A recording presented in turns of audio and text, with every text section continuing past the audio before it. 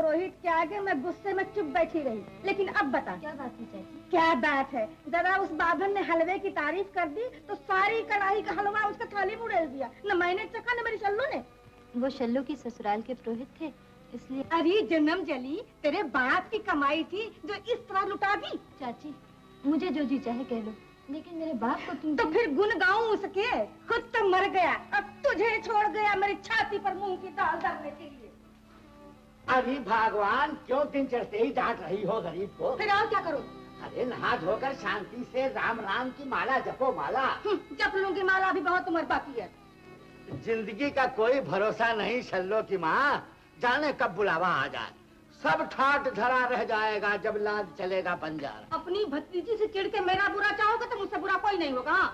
अरे बेचारी सुबह से लेकर आधी रात तक चुपचाप अपने काम में जुड़ी तो रहती है, मगर इस पर मैं तुमसे साफ साफ कह देती हूँ, मैं उसे नहीं देख सकती। हाँ, पुरोहित जी देख तो गए हैं दोनों लड़कियों को।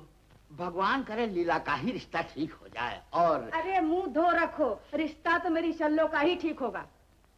ये सब संजोग के अख्तियार में है शल्लो की माँ। संजोग तो मेरी शल्लो के बलवान है, उस फूटी तकदीर वाली लीला को कौन पूछेगा? मैं तो भगवान से प्रार्थना करती हूँ कि जल्द ही तेरा ब्याह हो और मैं तेरे साथ चली जाऊँ। क्यों?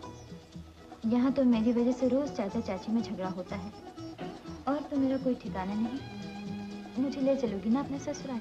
ना बाबा, वो बड़े लोग हैं, मैं तुम्हें वहाँ ले जाकर शर्मिंदा नहीं होना चाहती। क्यों? तुम्हें देखकर जब वहाँ के लोग कहेंगे कि ये फटे हाल मेरी चचेरी बहन है, तो क्या शर्म से मेरी गर्दन नहीं नीचे होगी? तो तुम मुझे अपनी बहन ना कहना, दासी कहना। और जब उन्हें मालूम होगा कि तुम अपनी जहेज में एक दासी भी लेकर आई हो तो तुम्हारी इज्जत और बढ़ जाएगी। सोचूंगी। शल्लो की माँ, अरे ओ शल्लो की माँ। आई आई। ये देखो चिट्ठी आई गोपालपुर से। हाँ, रिश्ता मंजूर हो गया। लो सुनो। ठहरो, पहले गुड़ ले आओ, फिर सुनती हूँ सारी बातें। जय विश्वनाथ।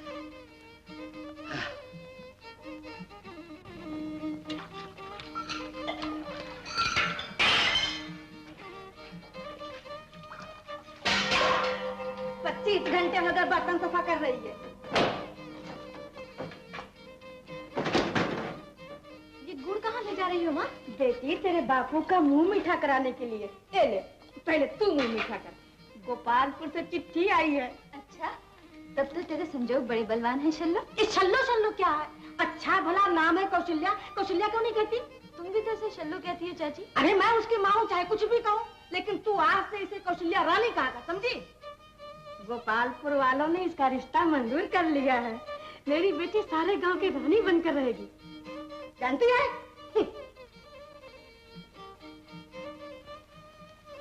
अब तुमने मुझे शल्लो कहा तो मैं तुमसे कभी नहीं बोलूंगी।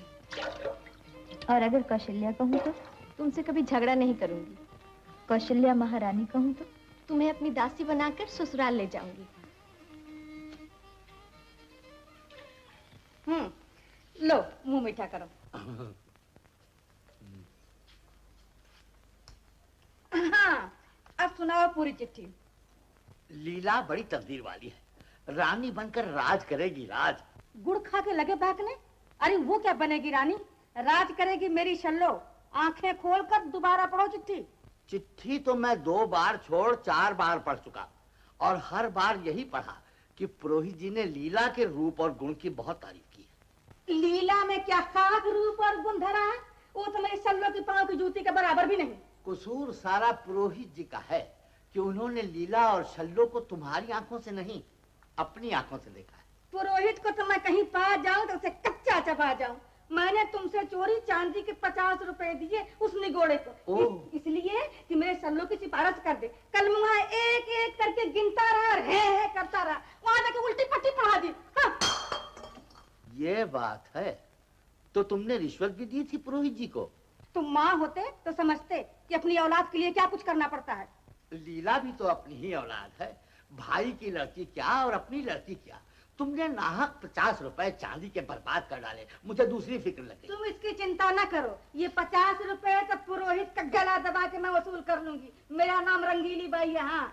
तो अब चली कहाँ? पूरी चिट्ठी तो सुन लो। ला दो चिट्ठी, फाड़ के चूल्हे में फेंक दो। है और शल्लो के ब्याह की जो ये चिट्ठी होती तो इसे चूम चाट कर अपनी आंखों से लगाती। अब इस बेचारी पर क्यों गुस्सा उतार रही हो? गिरी गधे से और गुस्सा कुम्हार पर। तुम चले जाओ जी, मुझे ताव दिलाओगे तो मैं कुछ कर बैठूंगी। बेटी लीला और शल्लो, तुम लोग जरा बाहर जाओ तो। मैं तो ये कर लो जो कुछ तुम करना चाहो। अरे तो धांस किस पर जमाते हो? मैं तुमसे कुछ डरने वाली नहीं हूँ, समझे? अरे भगवान, मैं तुमसे झगड़ा लड़ाई नहीं करने आया। मुझे तो तुमसे एक सलाह लेनी है।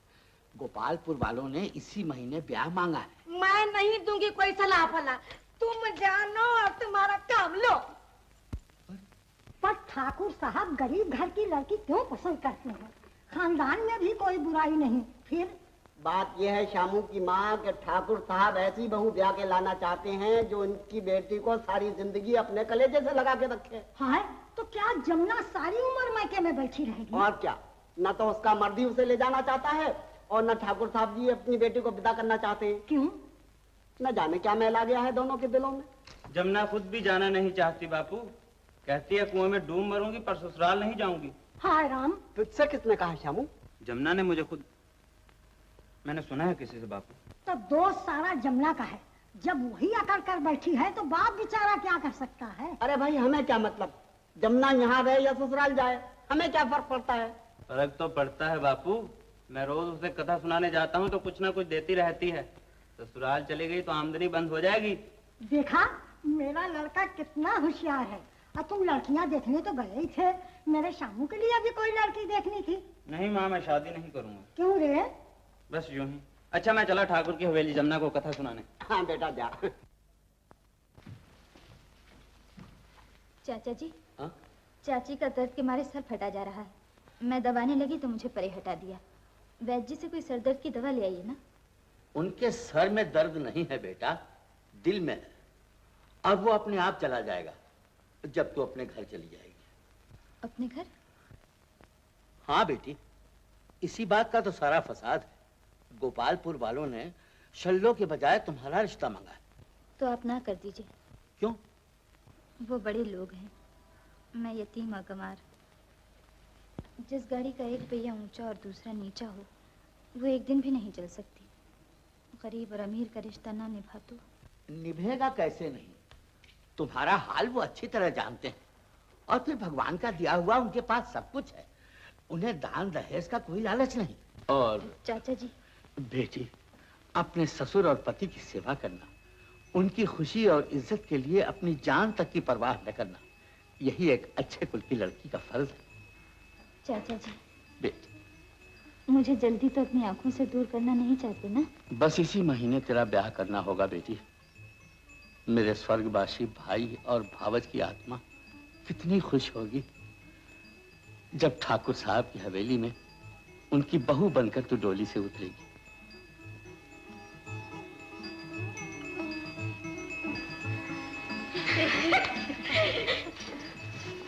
आओ भाभी, आओ ना। बधाई हो जमुना रानी। तुम्हें भी। कितनी अच्छी है मेरी भाभी। चलो। अरे बहू, तुम्हारी चाची तो बड़ी जबरदस्त निकली। भरी बारात में मेरे पुरोहित जी के भी पड़ गई। हाथापाई तक की नौबत आ गई। अच्छा, बात क्या थी पुरोहितायन? अब मेरी जाने भला, मेरे पुरोहित जी ने कह सुन के रिश्ता ठीक किया, वो उन्हीं के गले पड़ गई। अच्छा, ये बात तो पुरोहित जी ने मुझे अभी बताई है। वो बहू की चाची ही तो है। एकदम भागने को तैयार हो गए। कहने लगे कि जब चाची इतनी जबान दराज और मर्दाना है तो लड़की क्या कम होगी। गले की जयमाल उतार कर वो फेंकी और बोले मुझे नहीं चाहिए ऐसी बीवी। पर बहे, मैं दोनों आंखों से देख रही हूँ। राम राम, वो चाची है या दुश्मन? फेरे पड़ी बहू वहीं रह जाती तो इसकी जिंदगी न बर्बाद हो जाती। वो तो इसी बात पर तुली हुई थी। बीच बिरादरी मेरे पुरोहित जी ने अपनी जेब में से चांदी के 50 रुपए निकाल कर दिए, तब वो बला टली। अरे ना बहू, रोना बस कर बेटा।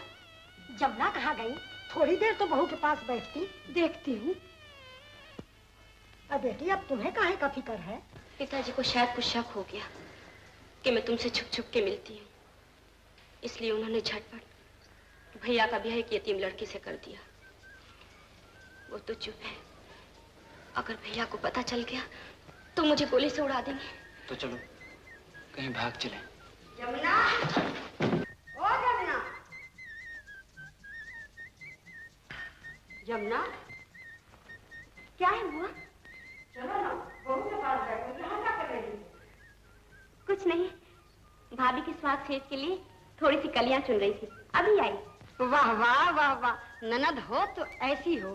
भाई भावज की ब्याह का कितना चाव। एक तो मेरी ननद है, मुझे देखते ही फूल का अब कुप्पा हो जाती है, लिंगोड़ी मेला घूमने नहीं तो।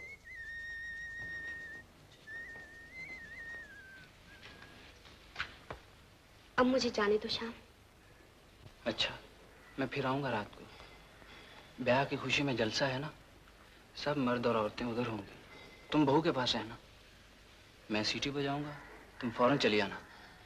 फिर सोचेंगे कि क्या करना होगा। अच्छा, अब तुम जाओ। है तो तुम्हें किसने कहा? रोहतान ने। पर भगवान ने तुम्हें तो ऐसा रूप दिया है कि भैया देखते ही मोम हो जाएंगे। लेकिन मैंने तो सुना है वो मेरी चाची से खफा होकर मुझे वहीं छोड़ाना चाहते थे। न जाने मेरे लिए उनके दिल में क्या ख्याल बैठ गया है। मेरा तो इस घर के सिवा और कोई ठिकाना नहीं। तुम तो यूं टेढ़ी आंख वाली पुरतैन का इतबार करके दिल छोटा करती हो। मैं भैया से पूछूंगी। नहीं नहीं, तुम उनसे कुछ मत कहना। बस मुझे यही बता दो कि वो कौन कौन सी बात पर खुश होते हैं, ताकि मैं वही करूं जो उन्हें पसंद हो। मुझे तो खुद पता नहीं चलता वो किस पुराने जमाने के आदमी हैं। मेरे सर से पल्लू खसक जाए तब डांटते हैं, किसी नौकर से बात करूं तब घूरते हैं। बड़े शक की तबीयत के आदमी हैं। बस औरत कमरे में बंद रहे, उन्हें तो यही पसंद है। न जाने मेरा दिल क्यों धड़क रहा है। रात करीब आ रही ना, इसलिए।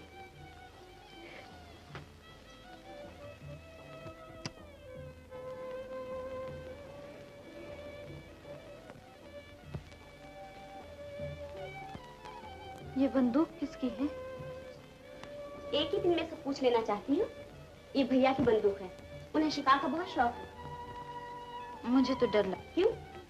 चलो मैं तुम्हें भैया के कमरे में छोड़ा। उठो ना। नहीं। चल।